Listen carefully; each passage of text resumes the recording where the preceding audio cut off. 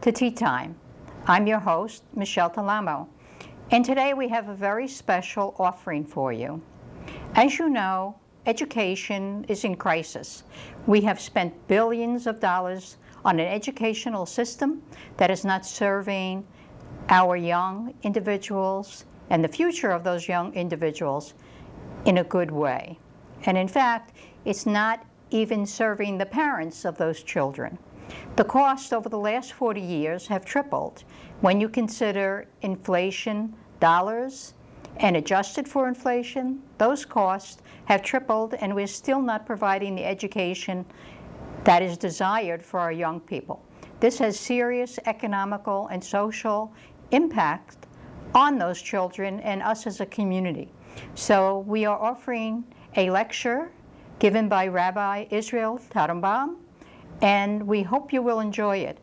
If you find it worthy and worthwhile, please check our website, www.NJTeaPartyCoalition.org, and we will have on that site a letter that you can write to your legislators.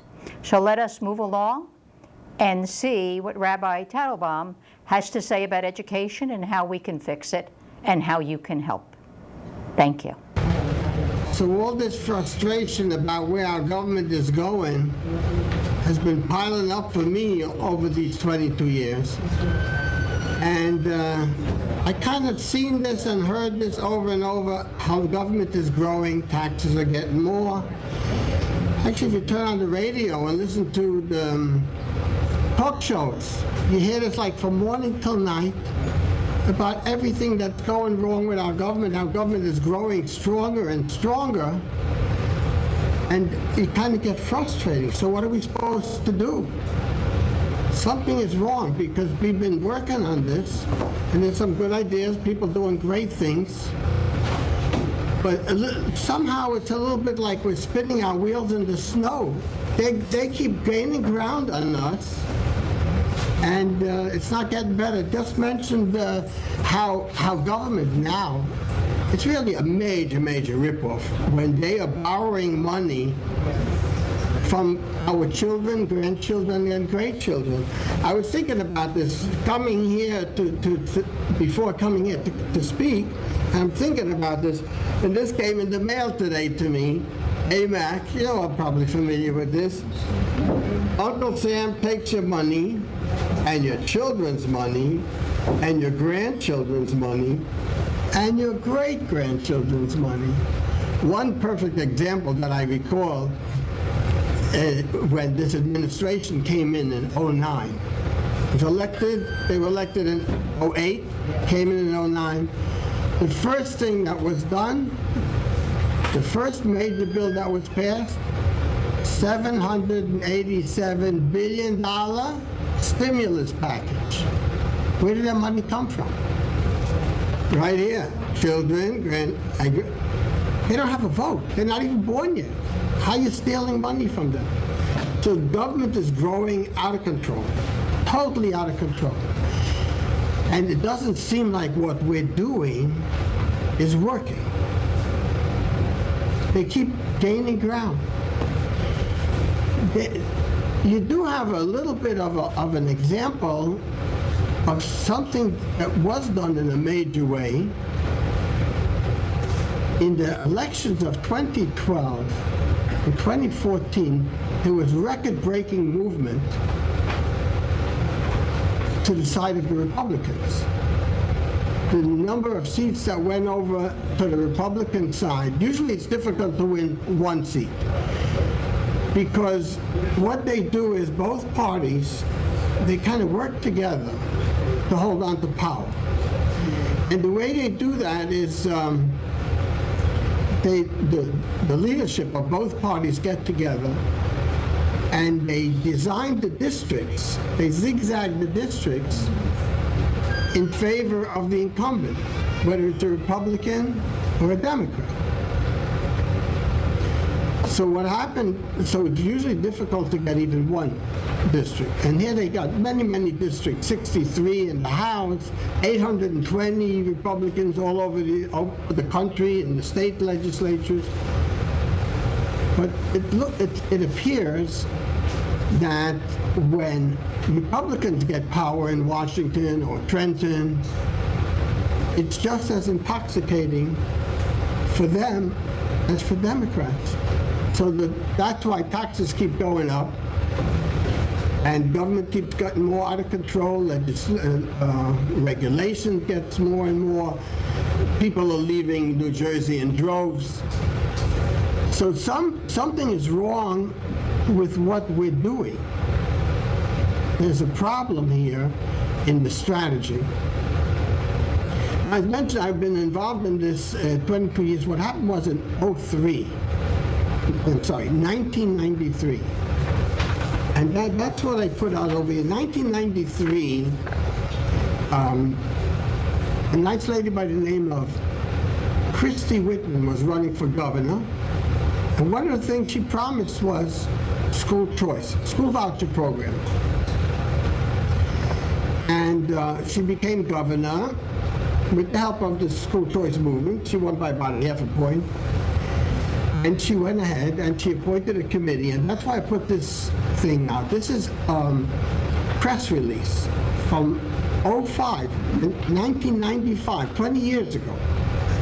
And if you read this, it's like the world is changing. She appointed a committee of 15 people, headed by former Governor Kane, and they were going to work out a system where every kid's going to be able to go to school, you know, of their choice, with like a school voucher.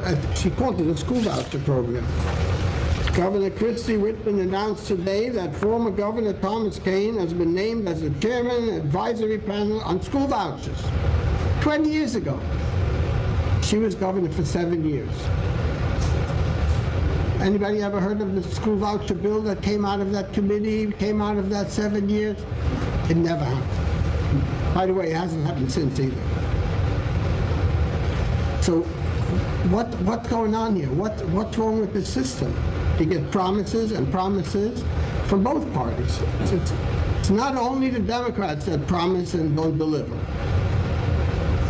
When both parties get into power, there's something over there that's very intoxicating. It's called money and power, and it's big. It's so big, it's so enormously big, it's too big to fail. Anybody ever heard that expression? Yes. Too big to fail. I never heard of such a thing. I thought when you get big, you get strong, and you're wonderful. You know what happens when you're too big to fail? They need your help. And then they take from you $787 billion, and they give it to those people that are too big to fail, in case you want to know where the money went. It went to those too big to fail. So what are we supposed to do? Is there a way that we could fix this? Is there anything that we could do? So what you have to do is look at the source of the problem. The source of the problem. And I mentioned before this gerrymandering, the districts, everything out of control. I'll tell you what the problem is. It's called divide and conquer. Divide and conquer. The two leadership parties, when we're not looking, when they're in that bubble, Trenton and Washington, doesn't matter where, they work together to hold on to power, to hold on to the multi-millions, billions, whatever they call it. We are divided. Whether it's two parties or three parties or four parties, it's called divide and conquer. So we are divided, and that's a system that we cooperate with, just by the virtue of the fact that we are divided, so they're able to hold on to power. So therefore, what we need to do is unite. And I don't mean a third party, not to build a third party, but unite everyone, Democrats, Republicans, and here, this district is a perfect place to begin. You know why? Because this district, the people here are by and large, I imagine, Republican. Anybody here that's a Democrat? Any Democrat? It'd be good if we had a Democrat here. We need some too. But Your you are very good. Your legislators, all three of them are Democrats. And this gives you an opportunity to be able to change the system. How? It's not easy. It takes effort. It takes getting involved. You're talking about running for this office, running for that office. That is wonderful. Absolutely. Get involved in that way. But even if you're not going to run for office, every single person, if we work together as a team, if we all get involved and make this a priority, we can win. But it's not easy. We have to get involved. We have to do something every day to build that unity, to bring us all together. Democrats, Republicans, all parties. I'll take questions in a few minutes. So, how do we do this? The way to do it is to get involved directly, face-to-face, directly face-to-face with our legislators. And I don't mean to come and give them a lecture and a meeting or anything like that, but we have an issue that we could take directly to them, that we could determine whether they're with us or not. Right now is a perfect time to do this, because there's an election coming up, November 3rd. Now, okay, we know that the districts are more or less gerrymandered in favor of the incumbents. But if we unite throughout the state, there's 80 assembly people up for election November 3rd, 80 seats, the whole assembly. If we could determine amongst all 80 of these, so it's not only this district, you have two assembly people here, but there's 40 districts, so there's 80 assembly people. We need, in this district and in all the districts in New Jersey, for people like you, like all of us, to actually pick up the phone and call our legislators, the two assembly people, senator, and set up a meeting.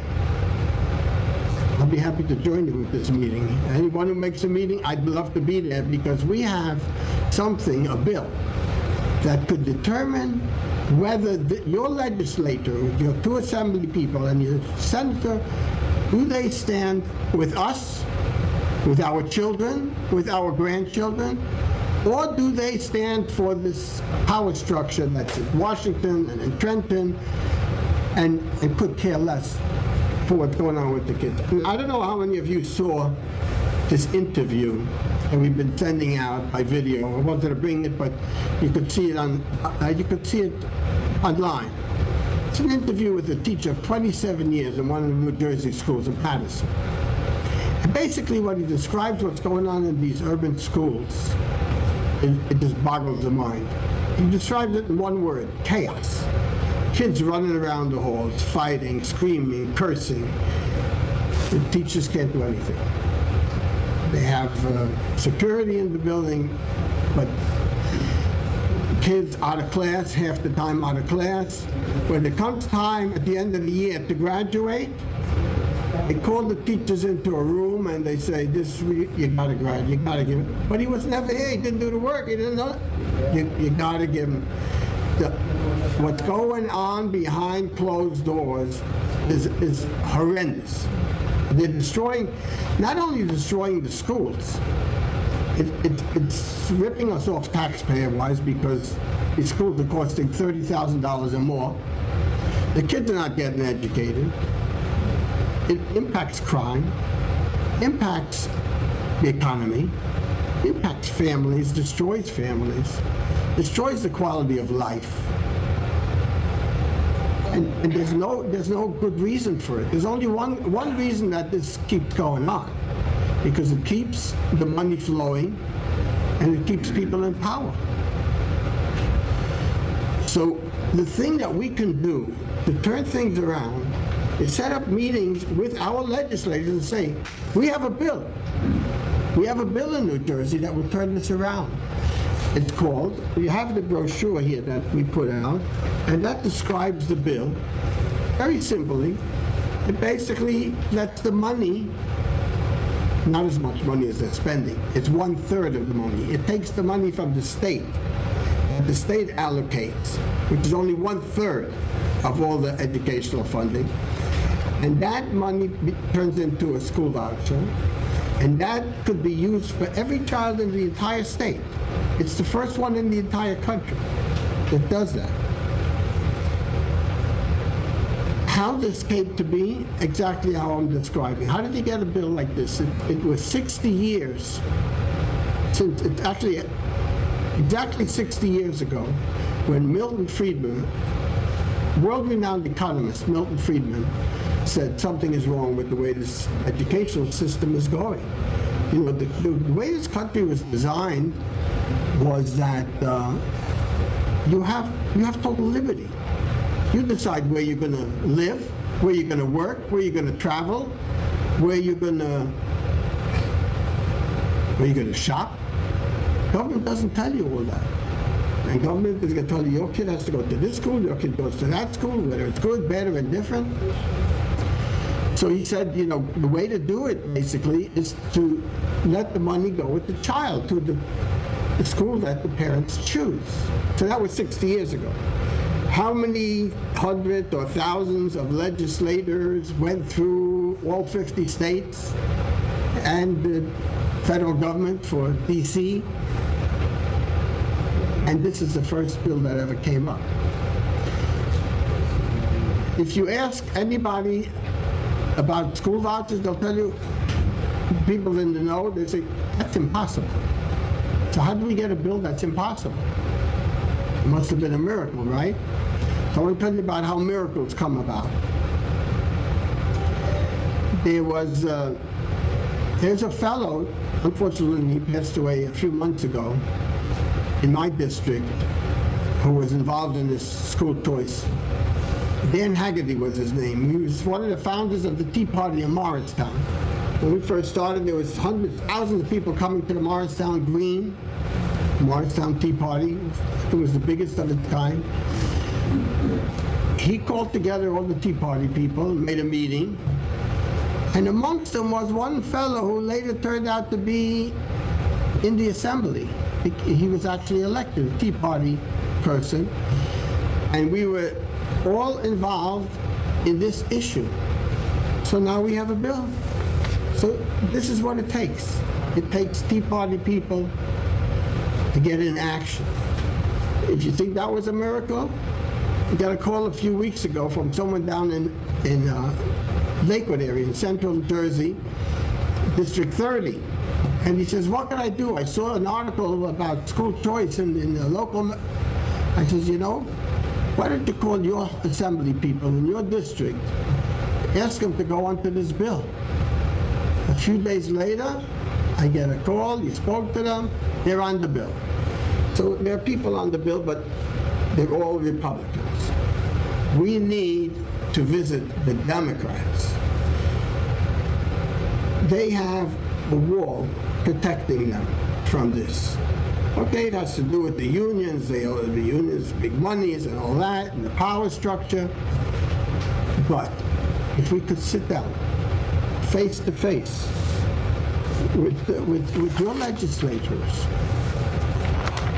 incidentally, right over here, your senator, are you familiar with your senator, Loretta Weinberg?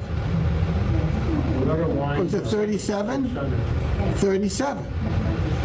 She is the majority leader. She serves on 6 different committees. I attended a few years ago an event. Hundreds of people came together. It was about school choice. And she was honored. She was given an award. I don't know of any bill that she's sponsoring, but if she got an award for being in favor of school choice, we need to sit down with her. If she would support this bill, she could turn around this state. And from the state, we could turn around the country. And she's not a young lady. She probably would like to leave a beautiful legacy for the world to come, for generations to come. And this is a tremendous thing. Okay, there was a lot of pressure on the other side. But if we could sit down and talk to her about what's going on in the schools and how this bill could turn things around, bring down the cost, and make a difference in people's lives, maybe we'll succeed. We won't know that unless we try. So it's my hope and prayer that we could meet not only with her. You also have Assemblyman Gordon Johnson. You familiar with him? Yes. He's African American? There's two African Americans. No, the other one's a woman. You got a Jew, two African Americans, and a nice Protestant, a nice white Protestant. Excuse All me. in the same office on Cedar Lane and Teaneck. So he's certainly concerned about the education of the kids in the urban schools that I just described before and what's happening there. And we have to meet with him. Now, this is not going to happen from one phone call.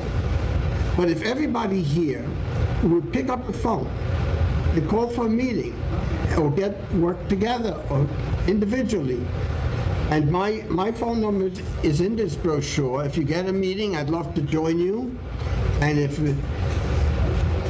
you cannot worry about doing too much. You can only worry about doing too little. So if you call, you don't get a response, you call again, you send an email, you call again. This is important. This is about taking back our government. Although it seems like it's just, we're just working for the kids, we're just about education. It goes way beyond education. The fact that education is controlled by government has flipped this whole situation upside down. The founders created a system to avoid the problems that we have today. The founders were students of history.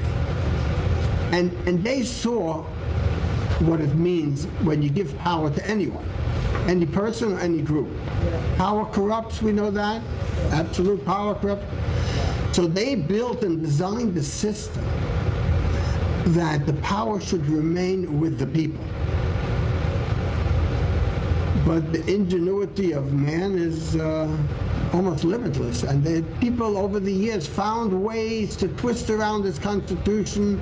We talked about gerrymandering and the money and all kinds of ways and means to corrupt the system, whereby right now the power is not with the people, as we spoke before, because we're divided and they've got the... So the way to turn this around is through education. Because with control of education, let me give you an example. In the United States, there's, starting back in 1961, I believe it was, John F. Kennedy signed an executive order called number 10988. And he created something that was never before, public employee unions. Before that, you had associations. You could have associations, teachers get together, they work together, but he decided, no, they need to be a union. They should be able to collect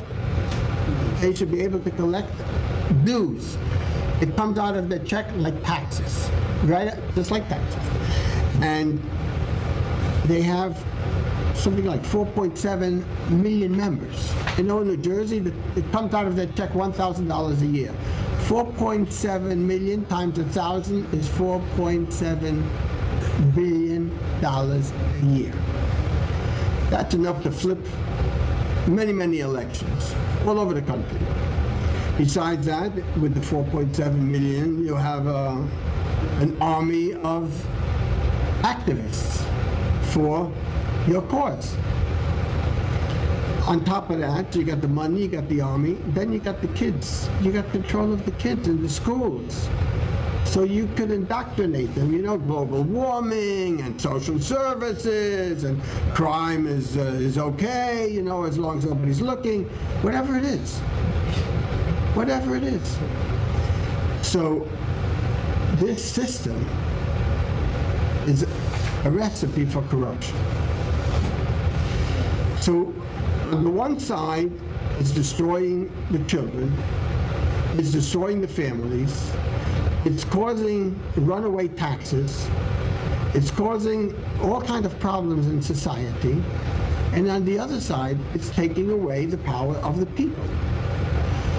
So if we could meet with your legislators and we could get one of the three to go over with us, then we already have several Republicans.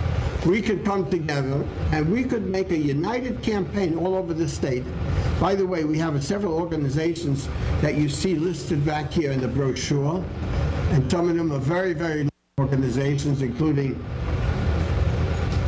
Americans for Prosperity. They have over 100,000 members, and their principles are the same as the Tea Party movement: lower government, prosperity. Where does prosperity come from? From less government.